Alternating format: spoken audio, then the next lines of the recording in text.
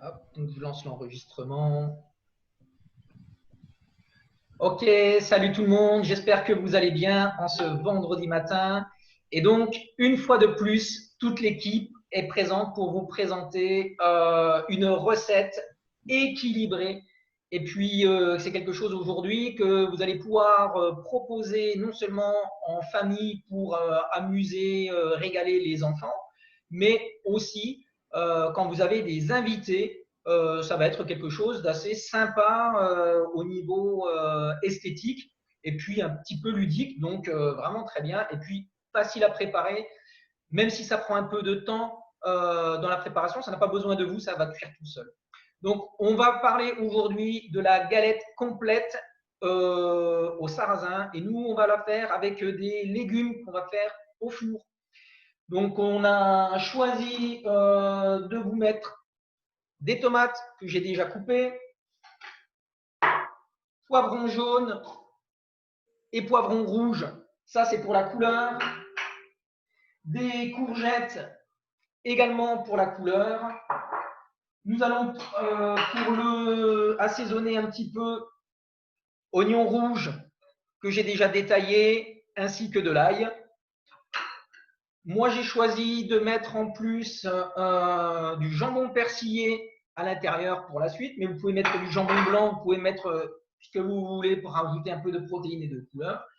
Et puis, pour la déco, j'ai choisi un petit peu d'herbe, donc du thym, du romarin. Je vais aller chercher quelques petites fleurs pour la déco. Et puis des fleurs aussi qui se mangent.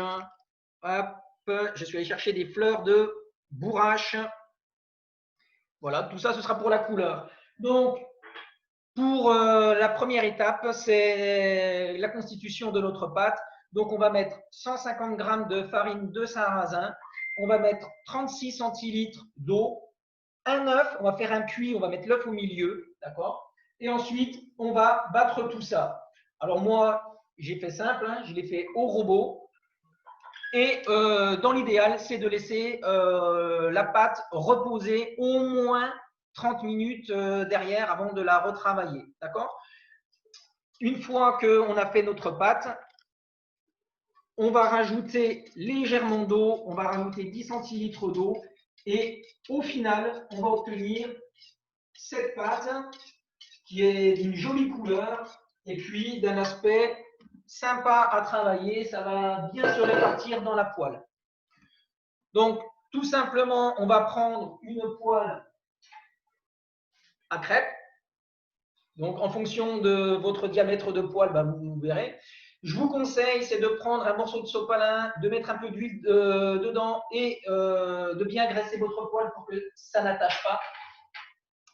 Pendant que l'on va laisser reposer la pâte, et bien tout simplement, on va détailler tous nos légumes. Donc moi, c'est déjà prêt, c'était pour montrer la recette. Mais vous, pendant que votre pâte va reposer, ça va être le moment de bien laver vos légumes et de tous les préparer comme j'ai pu faire. Ensuite, on mettra sur une plaque au four, hop, avec un papier cuisson.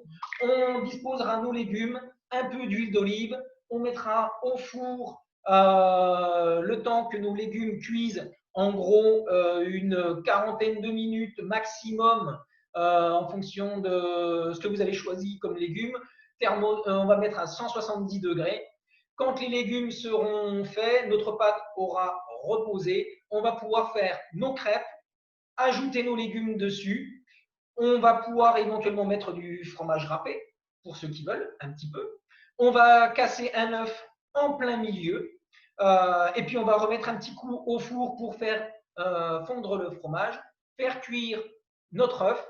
Et ensuite, il n'y aura plus qu'à servir avec une jolie présentation. Et puis, comme vous pouvez faire éventuellement, comme je vous propose, avec quelques fleurs, quelques herbes, quelques épices. Et pourquoi pas garder quelques morceaux de légumes crus à côté.